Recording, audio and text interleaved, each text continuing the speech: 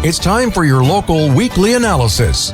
SLO County Public Policy and the Law with your host, Stu Jenkins. Only on K-News FM 98.5. I'm your host, Stu Jenkins. As a lawyer, I help folks protect their families and real estate in their estate plan. I also represent farming, industrial, and commercial landowners. Since 1978, I have tried several thousand SLO County court cases, and it has been my privilege to strike down unconstitutional election laws and city ordinances, and to represent both Republican candidates and the Democratic Party. One of my election law prosecutions against the Bureau of Cannabis Control ultimately removed marijuana billboards from Route 101. I have also served repeatedly as Superior Court Special Master. Office holders, lawyers, and activists appear on SLO County Public Policy and the Law to inform you about government actions shaping your life. That focus brings people with differing points of view to have an opportunity, without being attacked, to tell you about how they think the laws can be improved, even if I or station management disagree with a guest's ideas.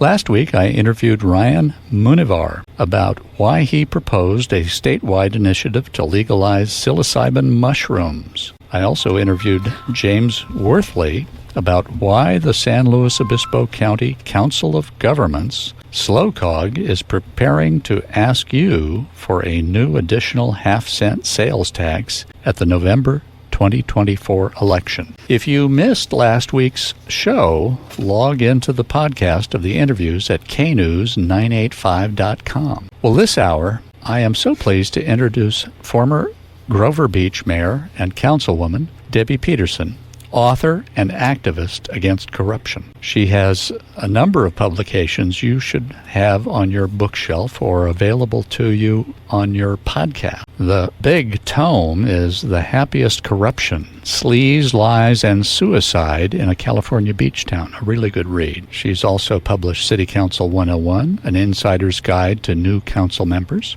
Wickedly Smart Women, Trusting Intuition, Taking Action, Transforming Worlds, has actually featured her in Chapter 7, The Dirty Little Secret of SLO. She also has online courses, Double Dias, Adventures in Local Government, podcast, Corruption Chronicles, and Psychology Today's blog, Where Women Govern. Welcome to the show, Debbie. Well, thank you, Stu. Thanks for that introduction. You know, everybody needs to have a copy, particularly in this county, of The Happiest Corruption: Sleaze, Lies, and Suicides in a California Beach Town. Well, I have to agree with you, and that's why I wrote it. I'm hoping to open people's eyes. Yeah, and it really does. I had you on just about a month ago. Yes. And we were talking about the Central Coast Blue Regional Recycling Water Authority. I think it's just easily called the Big Blue. It's got a 3-member board of directors, one from Arroyo Grande, one from Pismo Beach, and one from Grover Beach. That would be Mayor Waggy, Mayor Rusum, and Mayor Bright. Correct. And they apparently they're supposed to meet quarterly on the first Monday of March, June, September, and December. And they've got a general manager already. I don't know how much they've got in their budget, but I guess you were on to talk about how the result of that was that all of a sudden the City Council of Grover Beach had voted to send out notices that the city was going to raise water and sewer fees that people would get monthly. And I think you were saying it was going to double or triple people's water bill. Yes, yes. How's that going to work? Well, there were really 3 deal breakers, 3 material changes, and I was never a huge fan of this project. I'm looking for fiscally sustainable groundwater recharge, and I have been for that ever since I was mayor. When I was the mayor, we had the lowest water use. It was about 50 gallons per person, and Grover's always been really good on how they use their water. I'm proud of that. I'm proud of being from Grover for that reason. And in June of this year, the citizens found out that this project that was supposed to be $25 million is now almost $100 million. And we found out in September that in order to pay for this project, or at least half of this, well, our 36% of half of project, we were going to have to double our water bills over the next 4 years. Now, the reason that's a problem for Grover Beach is because we are already paying an additional 9.5% on our property taxes so that we can fix our streets. And so if you add that for roads and for our water, we are paying more than anyone else in the county, even right now at the lowest water rate. More than Arroyo Grande? Yes. More than Pismo Beach? Yes, more than Oceano. And yes. Isn't Pismo Beach the richest per capita city in the county because of all the TOT they get off the hotels? I believe they are. I think Cayucas is the richest area, but Pismo is the richest city. And Grover has been for a long time the poorest city, but I'm not sure that's still the case. Mm-hmm. I don't know. I haven't looked at it recently. It's certainly I always loved the sign across the main street from Route 1 that said, the city of Grover City, home of the common man. That's right. Long yeah, ago. It's a very friendly town. And I didn't mention the third deal breaker, which was, so we're paying all of this money for our streets, and now they would like to, or they have, moved the project from the railroad tracks into the streets of Grover Beach, the new streets that we've spent a lot of money to fix. And now we get to fix them again after they dig them up. And the basic thing that you came to talk about was the fact that under Proposition 218, California statewide proposition, when there's a fee raised, like water rates or sewer rates, the city has an obligation to send out a notice to everybody and give them a chance to weigh in on whether that rate should go up or not. Correct. Can you explain that to our listeners? Yes, and it's apparently it's an old-fashioned kind of a vote. If you do nothing, it's considered consensus. It's a yes vote. If you don't want your water rates to go up, you have to send a letter in saying, I don't want my water rates to go up. And if a majority of the people do that, and that is not 51%, it is 50% plus one more person or one more water account writes in to say we don't approve, then the city cannot implement those rates. Now, this has to be in writing. It has to be in writing. It has to have... Can't be an email. Can't be an email. Can't be a fax. Can't be a phone call. Can't be a phone call. Can't be a petition. A lot of people want to do a petition. That won't do anything to help this. No, and in fact, there have been cities where people have brought an initiative petition later to try to roll back things, but they've found that the city will have issued bonds, and so once they've issued bonds and indebtedness, the petition isn't going to have the same effect. They won't be able to roll those back. And I'm sure the city will have issued bonds in order to fund this huge project. How many millions of dollars? Well, it's $93 million now, apparently. Okay. Now, but that's just for phase one. They're not telling us what phase two is. Now, They say they don't know. Well, so that's phase one, and what is phase two? Phase two is to hook it up to our sewer district for Arroyo Grande, Oceano, and Grover Beach that would produce 2.5 times more volume of groundwater recharge than the Pismo Beach one does. Okay, all right. And the grants are based on that, as far as I understand. And as I understand it, the grants were based on the fact that Grover Beach itself was a community of limited means and a community with a high Hispanic population, and the same for Oceano, as I understand it, that yes, the grants yes. And so two things. The basis of the grants was the demographics of each community. It was also phase one and phase two of this project. But now they're not planning to do phase two, they say, and they don't know what it's going to cost. So we don't know how much that would increase our water bills next time around. And Oceano pulled out because they can't afford it. So now my question is, well, then weren't the grants maybe given under false pretenses? Or maybe just now they no longer apply? Well, what you were saying last time you appeared was that they were drilling recharge wells, in other words, wells to pump water into the ground along the western side of Grover Beach. Yeah, and Oceano. And also in Oceano, even though they're not going to be pumping money into this, apparently. But the rates, if the city of Grover Beach declines to raise their water rates, is that going to hobble the building of this big blue water recycling system? Yes, it will, and everybody agrees that we need to pay attention and we need to sort something out in terms of a third or even more water supplies. And so there's no problem with that for people. The problem is that this one is not something they can afford to do. And we're going right to the very top of technology when there are probably some much more low-tech, much more affordable ways to do this. If folks want to prevent this from happening, what do they have to do? They have to write a letter, and all the letter has to say is, I do not approve of my water rates going up. And they have to print their name on it, sign the name. It has to be the name of the person who's on the water bill and their address. Has to be a wet signature, can't be a photocopy. And then they can make sure that it gets into the hands of the city. If they hand deliver it, now the city clerk will stamp it and give you a copy of the stamped letter. Of the stamped letter. Should you bring in a copy for the city clerk to stamp, receive? Yeah, that would save some money, sure. And who's some eligible? time. Who's eligible to send in this letter? It's very different. You don't have to be on the voters roll. All you have to be is a water customer. So you have to be the person named on the water bill. So if you're a tenant and you pay the water bill, you can object. If you're a tenant and your name is on the water bill as the person who pays the water bill. So it has to be the name of the person on the water bill. So most tenants do pay the water bill one way or another, but the account has to be in your name. If you're a husband and wife and you're both on the water bill, do you both get a vote? No, one vote per property. But as you mentioned last time, if you have an apartment building with, 36 different accounts, then... If you're the owner of the apartment building and you pay the water bill for each of the apartments... Independently. You have 36 votes. Correct. And but you have to put in 36 different pieces of paper... No.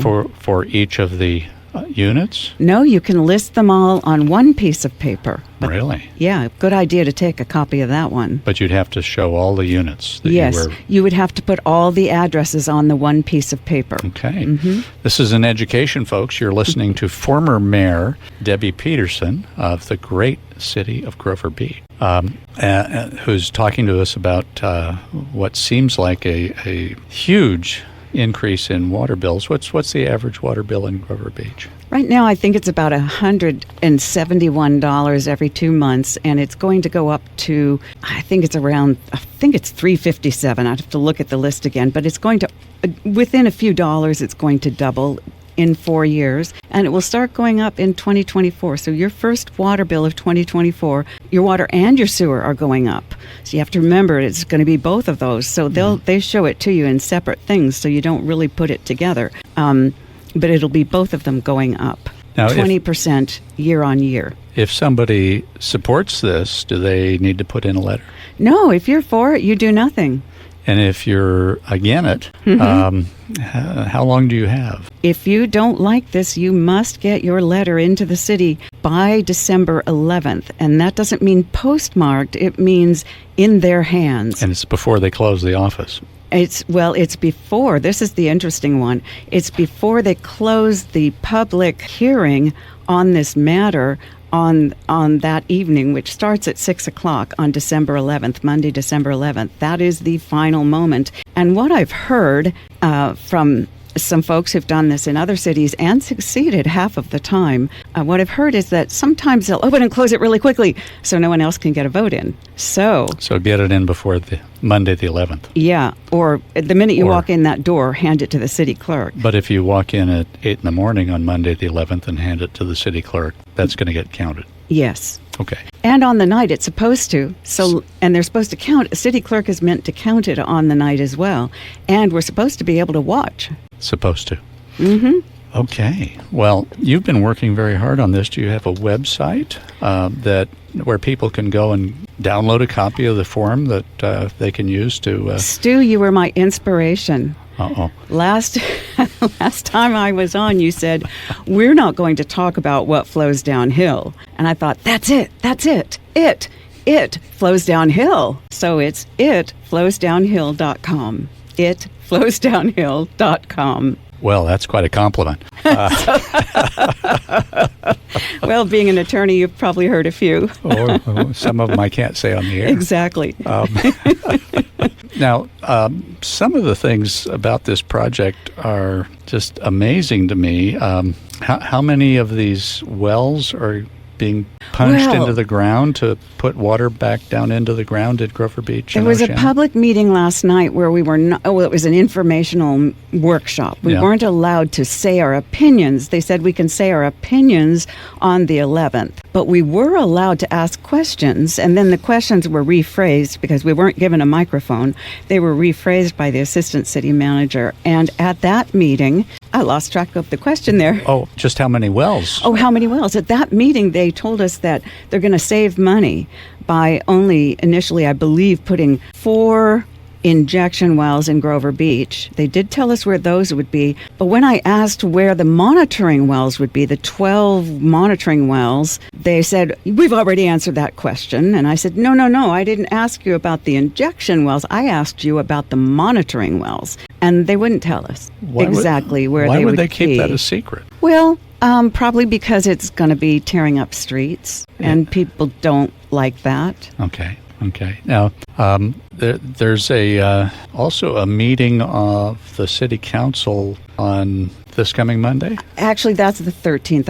I put a wrong date 13th? in there. Okay. Yeah, they meet on the 2nd and the 4th Tuesday of the month, and so you can go to public comment at the beginning of the meeting, and you've got your 3 minutes, and you can speak on any topic under the jurisdiction of the council that is not on the agenda. And if this is not on the agenda, then you can just talk about it during public comment. If it is on the agenda, you can wait until the agenda item, and then you've got your 3 minutes. Is that a good time to turn in your letter to the city clerk, or do you recommend that? I don't know personally that I would do it then, because the city clerk may be sitting, she's not at her desk in the evening. All right. She may be sitting on the dais. So it sounds like the 11th of December, instead of having their regular meeting on the Tuesday, that the city council is essentially having a special meeting to decide if there are 50% plus one. Yes, I believe that's the case. And they said last night they're watching this very carefully. So they are getting a lot of no votes in. But the reality is it's really every other house, every other business plus one more has to send in a letter. So it's a high bar. Do you have an idea how many letters need to be brought in? What's 50% plus one? It should be about 2,500. The city won't tell us how many letters they've had in so far. Although, if you've got a normal election, they'll tell you who's voted and how many they've sent in, but they won't tell us that. They refuse that information. Well, folks, you're listening to former mayor and anti-corruption activist Debbie Peterson from the great city of Grover Beach talk to us about the plans of the city council to double and perhaps triple the water and sewer rates.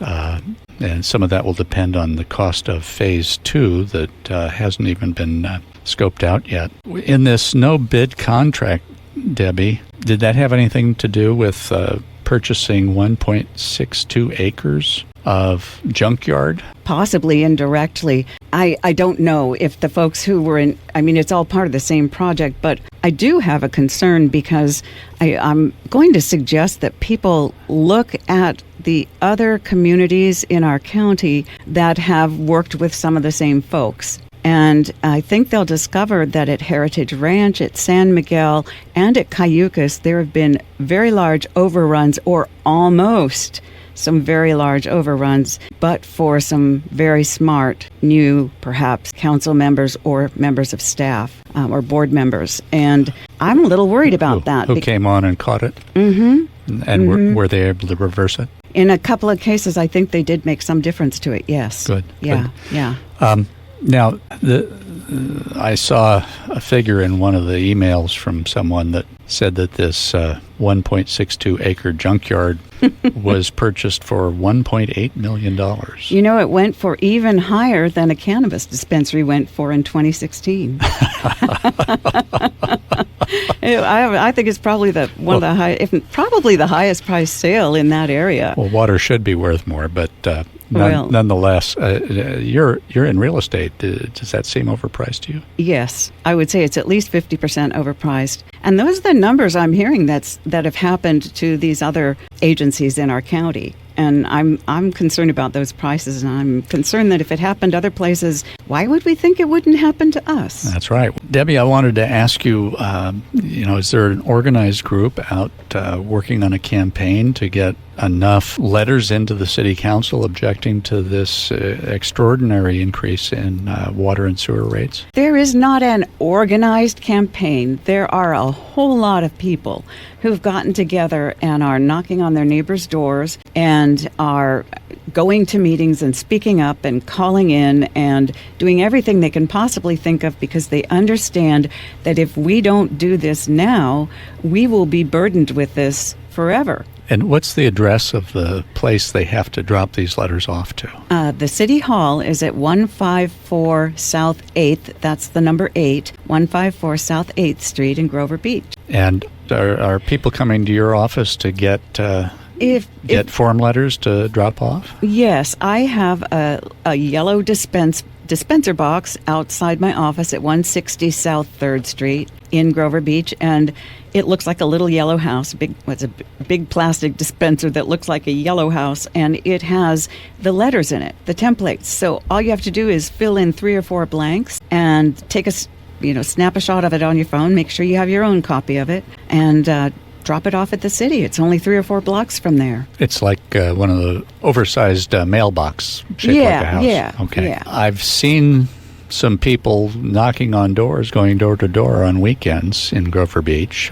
Saturdays. So is that happening again this Saturday? Yeah, every Saturday until the 11th of December, folks are going to be out knocking on doors. So if someone's knocking on your door, well, any day of the week, in many cases, it's probably going to be one of your neighbors who wants to talk with you about this and who would be happy, if you wish, to give you a form to sign. You can sign it then and there, and they will make sure that it gets copied. They'll turn it in for you. Absolutely. Okay. Yeah. Mm-hmm. Well, if somebody wanted to help out, what is there a place they can meet, and are there times they can meet with other activists? Well, they can come along Saturday. We start the walks at 10, 12, and 2, and there'll be folks there. So when this is broadcast at 11 o'clock on a Saturday, we'll be walking. Some of you will be out walking, but is there an opportunity at 2 p.m. to pick up forms and meet? Yes, we'll be there at 2. And they can give me a call if they like. And where will that be? If they wanted to show up at 2, where would they want to go? 160 South 3rd Street, the same place that you can go to pick up a copy of the template letter if you want one. Okay. And that's going to be happening every Saturday? Every Saturday until the 11th. Until the 11th of December. Yeah. The next 5 Saturdays at 160 South 3rd Street, 10, 12, and 2. What a way to celebrate the 12 days of Christmas. Right. To begin it. Thanksgiving and Christmas. It's great exercise. You get lots of vitamin D. You meet your neighbors. Well, that's right. Now, has the city actually performed their obligations under Proposition 218? Didn't they start out this process in a rather disreputable way, or I believe that they screw up things? I would argue that they haven't. They've corrected their error. Their first error was they did not mail to any property owner who had an out of Grover Beach address. And when they figured that out, then they corrected it. And so we ended up, they had to change the date that you had to have your letters in by. So there was another 6 weeks added to it. Then there was this other little hiccup, because at the city council meeting where they decided to do that, staff didn't want to allow people to, they didn't want to count the original letters that came in the original no votes that came in. They wanted to start over and make it hard for people. Right. Yeah. And the city council, to their credit, said, no, that's not fair. Like Good. the rest of the people were saying, that's not fair. Yeah. So they instructed the staff and the city attorney very clearly that, no, those votes would be counted. But then someone went in to pick up or to turn in some, and they were told by staff that, no, those votes would not count. So I wrote to the city attorney, who wrote to me and said, yes, those votes will count. And then the letter came out, the second letter, and the last paragraph, and I'm amazed at the number of people who really read that whole letter, 4 pages, to the very last paragraph, which said, your votes, if they came in prior to this letter, pursuant to the first letter, will not be counted. Oh, my God. I guess staff, I don't know. Uh-huh. I don't know. So if you got your letter in before, the prudent action would be to do a new letter and get it into the city council and to the city clerk. Now what's happened is it appears that everybody who sent in a first letter is receiving a letter from the city clerk, who's now handling it. And we've been told there is a chain of custody now. It's not just someone throwing it on a desk and then it goes into the city manager's office, which seemed to be what they were doing prior. Now the city clerk and her assistant are handling this, and she seems to be writing to people. I'm getting copies of lots of letters. Okay. Now, you don't just have to be in an apartment or a home. If you are a business owner and you're using water, that business site has a vote. Anybody who has a water account. So now we broadcast all the way into northern Santa Barbara and into Monterey County here from the great city of Santa Margarita. Wow. Yes. We've got a very tall tower there. And so if you happen to be a person in Guadalupe who owns business property in Grover Beach and you're paying the water bill for it, you actually have a vote on this issue, don't you? Yes. Anybody anywhere who has a water account in Grover Beach, business, personal, industrial, has a vote. And if they don't want their bills to double, and it will be much worse for business properties. Theirs are higher already. And they too are paying for the residential streets to be fixed. So it's an important part of your budget. It gets high. Okay. Now, are there other things about this Big Blue project that you want to bring to the attention of residents of Grover Beach? Well, I'm a little bit concerned. I was looking, well, I'm very concerned. Let's not mince words here. I was looking at the 218 votes, and they said that, as I was reading about 218, it said that it's not legal to charge people for something that they aren't, for a service that they're not going to get immediately, that can't be immediately delivered. And yet here we are, we're going to be paying for a service that's coming down the road, probably in 3 years at the earliest, or maybe never. And somehow I just have to question the legality of that. I'm not an expert, I'm not qualified, but I can certainly ask that troubles me. You think there might be a legal issue there? I think there could be a legal issue there. Mm-hmm. Well, I think there could be too. Yeah. I don't think it's dead bang, but it's the kind of thing that would deserve an examination. And I think in context. Mm-hmm. Now, the other thing, because these grants were basically received by the whole South County, essentially, Pismo Beach, Ocean. The 5 cities. The 5 cities. Well, there are 5 cities. I hail from Shell Beach when it was a separate town. But one of the things that struck me is that it looked like all of the impact where all of these injection wells were going, all of the infrastructure to pump this water into the ground and to recycle it so that it was clean enough to do that, that's all ending up in Grover Beach, isn't it? Yes, it's going to slice right through every new street and every new cross street. Pismo's not sharing in that impact, are they? Oh, no, they're building some lovely new streets, but they don't get to have pipelines slicing across their new streets. And is Arroyo Grande... people didn't pay for them either. Is Arroyo Grande sharing in those impacts? No, they don't get to have wells and sewer lines either. Has there been any effort to get those cities to cover some of the costs that Grover Beach is having to incur in order to benefit those cities? The effort has certainly come from from the people of Grover Beach, and that's where we were talking about, is there an organized thing? Not so much organized, but I'll tell you, every door we knock on either says they've already sent in a no vote, or they give us one then and there. Debbie, are you against the idea of having water recharge or the recycling of water? No, I've been going on about this since 2004 when I first hit the Planning Commission, and I convinced the city to do gray water, follow the county's lead on that. And no, I'm absolutely not against it. And Grover's done a great job, because we originally said that anyone who's building anything in Grover has to recapture the water on their own site. We're the only city that did that. We were the first to do that in 1978. So, no, I am looking for fiscally sustainable groundwater recharge. And so there are a number of ways that we could do this that maybe were coming in more expensive, or maybe for a little bit less production.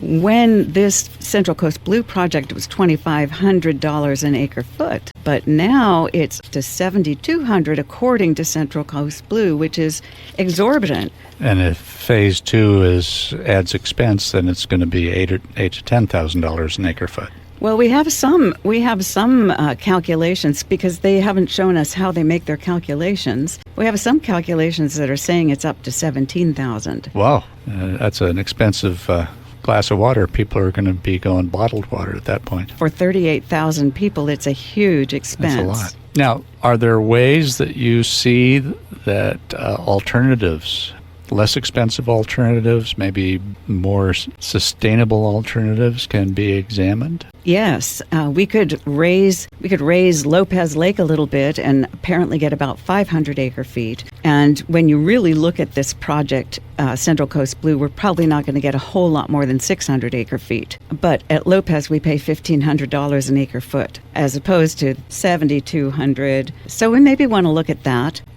We can also just take the water and clean it up, not quite so much, so it won't cost so much, won't take as much electricity, but clean it up pretty well and give it to the farmers. We could give it to the farmers and take it out to them in lines. That would recharge the groundwater. That would recharge the groundwater. Mm-hmm. It would recharge it, because it would trickle through when they irrigate. Mm-hmm. So it would recharge. But the other thing is, they wouldn't be needing to pull it out of the aquifer. So in fact, it's probably almost a more efficient, or at least as equally an efficient way to do this. What's it going to take to get that kind of reexamination? The only way to do it, because they're hell-bent on this, the only way to do this is for the people of Grover Beach to do exactly what they're doing and saying, whoa, hold on a minute. These are material changes. We are not going to go with this. We want our leaders to go back and take another look at this.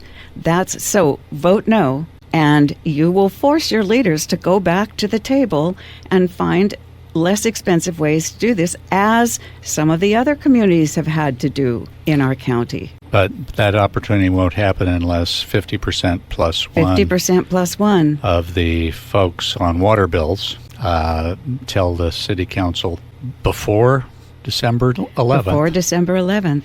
That they don't want their water bill increased. That's the only way we will change this. Okay. Yes. Okay. Now, are there changes that you think that Pismo Beach and Arroyo Grande could make in order to reduce the impacts on the city of Grover Beach? Yeah, there are some folks who are concerned about this, who are saying, let's just go back to the negotiating table, because we haven't negotiated very well on our behalf, and we're not getting any compensation for the fact that we've already fixed these streets and they're being torn up again, and we're taking all the impacts. And this is an issue of social justice. Why are we taking all these impacts? It seems like the poorest community is getting all of the impacts. Isn't that how it always happens? Unfortunately. Well, I have to do a little business here and tell people about next week's show, Debbie. Be sure, folks, and tune in to FM 98.5 on Saturday, November 18th at 10 a.m. to hear my interview with L.A. Redistricting Commissioner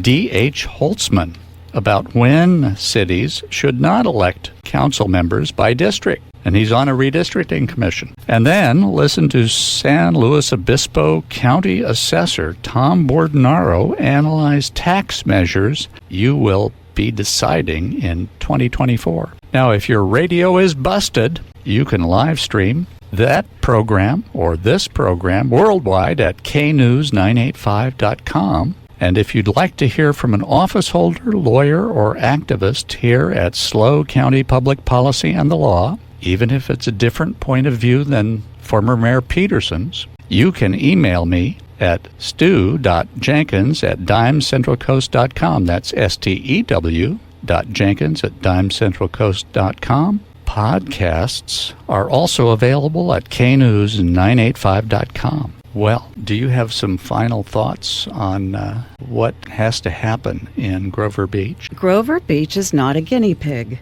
And this project has never been done for such a small community. There are claims that it's been done up in SoCal, but the fact is they were 100% grant funded, much wealthier community, and it hasn't started yet. We're not aware of... Those are bigger communities, aren't they? I believe it is, yeah. They're telling us it's not, but I think it is. I think it's double our size. Yeah. I called into another radio program to ask the representatives of this project a simple question. The pitch was this had to be done to recharge the groundwater by the beach in order to prevent seawater intruding. But when I asked them, well, what percentage can you pull back out for people to drink? You'd think you have to leave it down there to keep the seawater from intruding. They told me 100% of it would be available for drinking. That is misleading. It seems like magical thinking. Have you looked into that and been able to... So I do think that there is a modeling, but we know about models. There is a model that shows that if you inject seawater along the sea, near the sea, then it will keep the ocean water from coming in, and then you can draw more water inland. But that has its issues, and that makes me nervous. But there's so many more low-tech ways to do this. Well, Debbie, I want to thank you for coming on, and good luck with your project. SLO County Public Policy and the Law, folks. We'll talk to you next week. For more information on SLO County Public Policy and the Law, visit our website, knews985.com.